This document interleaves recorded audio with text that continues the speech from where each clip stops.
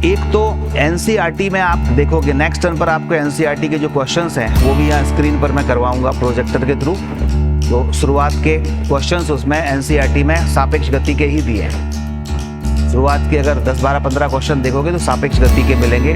और इसलिए सापेक्ष गति करना जरूरी इसलिए है क्योंकि एनसीईआरटी में एक विमीय गति में मैक्सिमम क्वेश्चन जो अच्छे क्वेश्चन हैं वो सापेक्ष गति के दिए।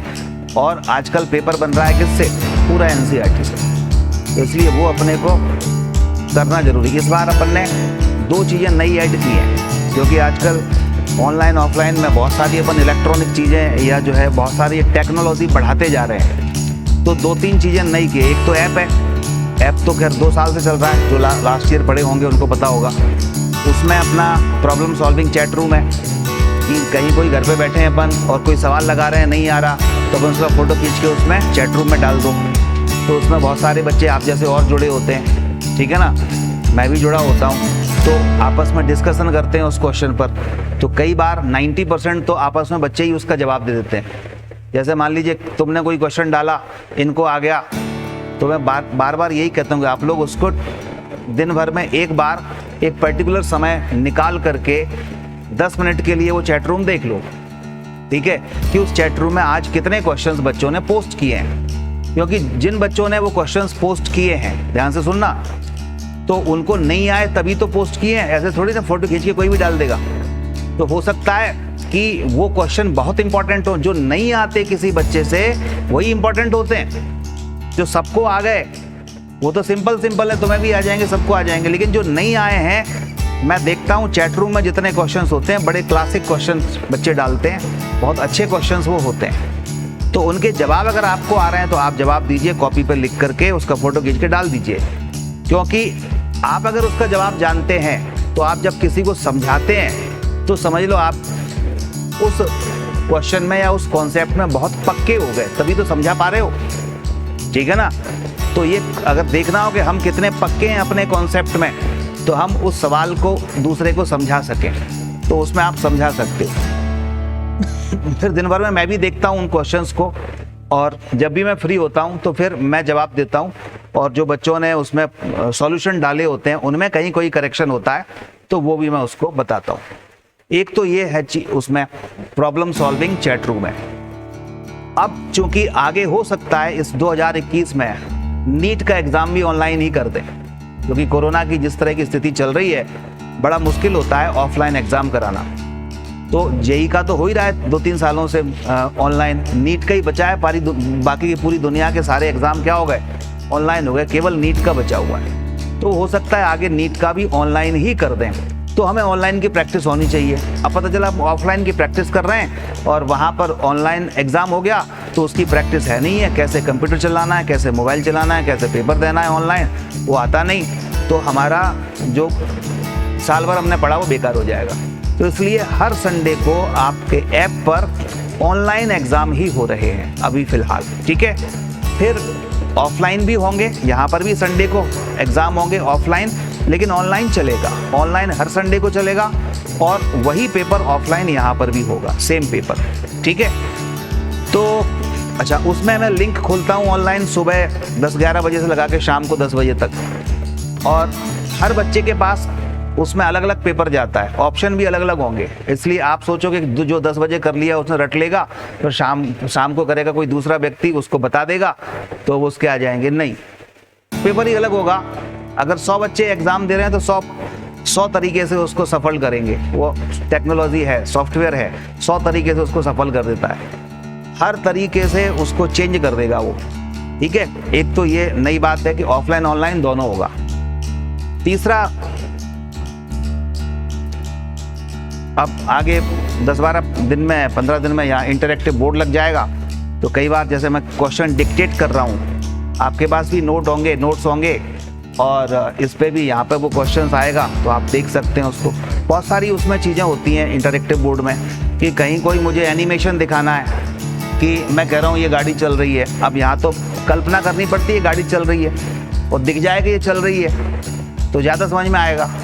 प्रक्षेप गति मैं कहता हूँ एक पत्थर फेंका मैंने ऐसा, वो पत्थर फेंकते हुए दिख जाए तो ज़्यादा अच्छा लगेगा, ठीक है। तो एक इंटरेक्टिव क्लास हो जाएगी। इसमें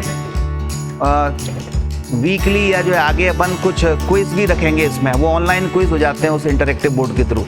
जैसे मान लो पूरे भारत भर में 150 बच्चे उस क्विज को देख रहे हैं, तो कितने बच्चों ने पर्टिकुलर आंसर दिया, सी आंसर कितने परसेंट बच्चों ने दिया, डी आंसर कितने परसेंट बच्चों ने दिया, या जो है इस क्विज का विजेता कौन रहा, तो पूरा लीडर बोर्ड टाइप का आ जाता है।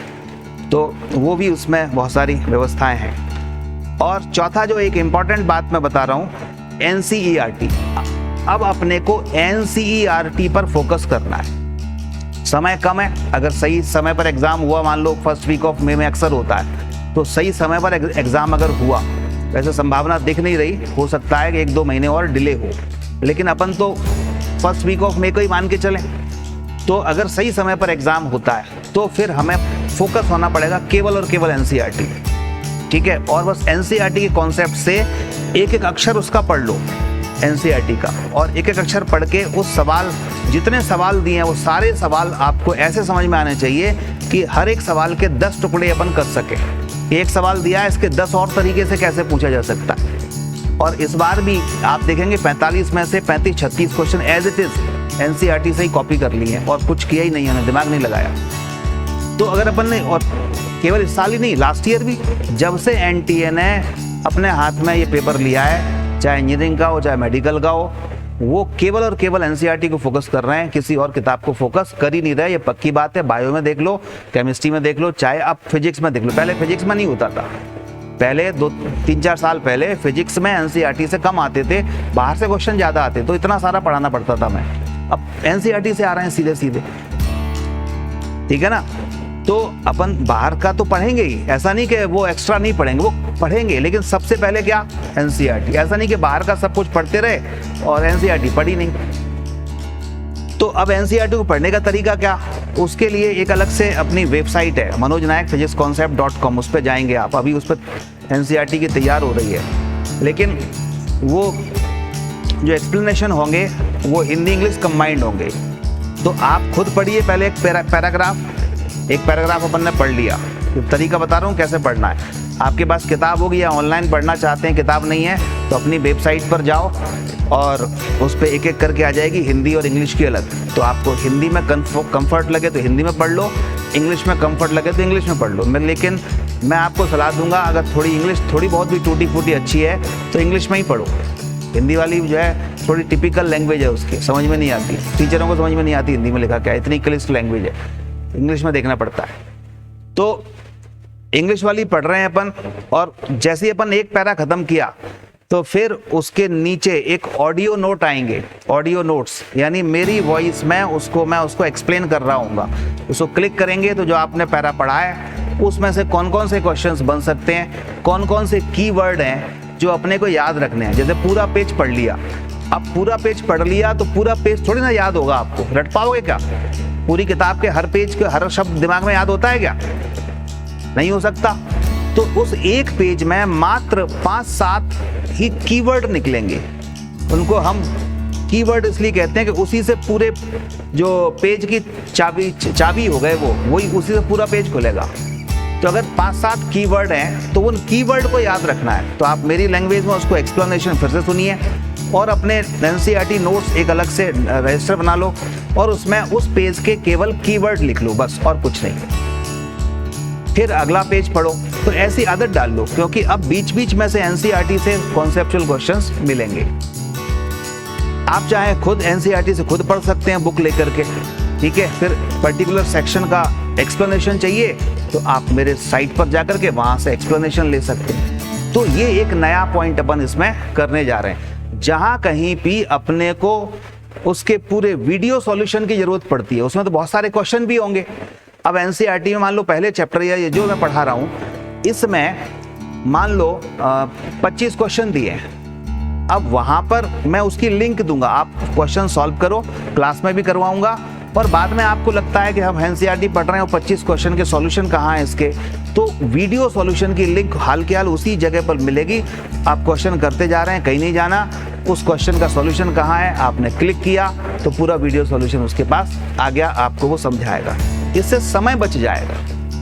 इससे टाइम बच जाएगा कि आप अगर थोड़ी सी टेक्नोलॉजी का यूज़ करोगे, टीचर भी टेक्नोलॉजी का यूज़ कर रहे हैं, आप भी अगर थोड़ा सा मोबाइल का प्रॉपर यूज़ करोगे तो अब आप मुझसे एनसीईआरटी के यहाँ तो करवाऊंगा मैं सारे, लेकिन कोई क्वेश्चन मान लीजिए समझ नहीं आया तो अब आप घर जा कर के उसको देख सकते हैं या तो दोबारा, ठीक है, जो लिखा गया है आपके पास, या एनसीईआरटी के वेबसाइट पर जाके देख सकते हैं जो मैंने उसको बनाई है, या जो क्लास यहाँ पर चल रही है वो सारी क्लास रिकॉर्डेड फॉर्म में आपको हमेशा के लिए अवेलेबल होती है ऐप पर। अभी जो कुछ भी मैं पढ़ा रहा हूँ वो सब आपके ऐप पर होगा, ठीक है। तो आप अगर 2 महीने बाद भी खोलोगे कि इस नंबर की क्लास मुझे दोबारा देखनी है तो आप उसको दोबारा देख लो। और मैं एडवाइस तो ये करता हूँ ना, जैसे मान लीजिए कि आज की क्लास आपने देख ली, यहाँ लाइव अटेंड कर ली और लाइव जो देख रहे हैं उन्होंने भी अटेंड कर ली। अब आप घर पे एक बार इसको डबल स्पीड में चला लो जब भी समय मिले। जैसे 2 घंटे की क्लास है, डबल स्पीड में चलाओगे तो 1 घंटे में कवर हो जाएगी।